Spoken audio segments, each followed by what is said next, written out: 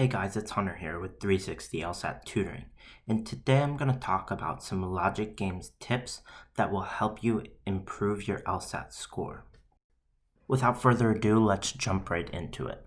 The first thing I want to talk about is the importance of confidence on the logic game section. The logic game section can be very difficult if you lack confidence, so that's why we want to gain confidence as quickly as we possibly can.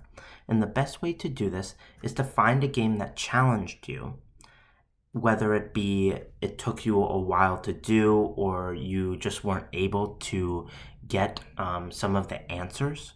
So take that game and do it once or twice a week until you're able to do it very easily and quickly.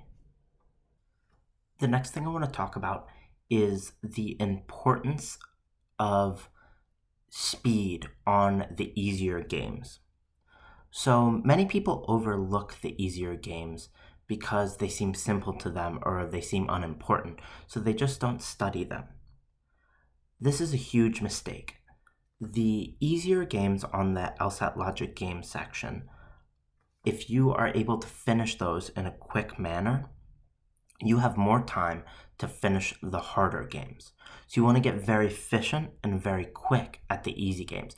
And the best way to do that is just by practicing them over and over. So don't overlook the easier games just because they seem simple to you. They're also very important. One of the other things that I find that many of my students struggled with before they came to me was knowing when to split boards. So on the LSAT, you're going to have to split game boards based on certain rules. So many of my students struggle to know which game boards to split. So the easiest way to know which game board to split is how many inferences you can make.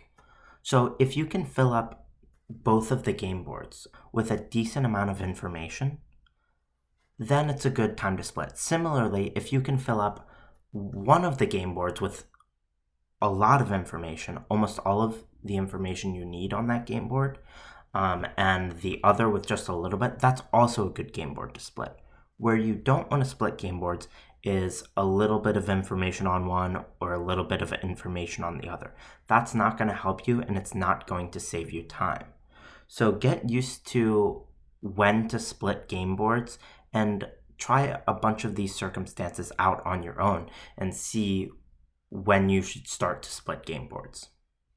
Another thing that I notice amongst people who are new to the LSAT or aren't scoring as well as they had hoped is that they don't know what their weaknesses are when it comes to logic games. So it's important to identify your weaknesses. Maybe it's grouping games, maybe it's sequencing games, or maybe it's more specific. Maybe it's conditional rules or things like that. So find your weaknesses and begin to work on them.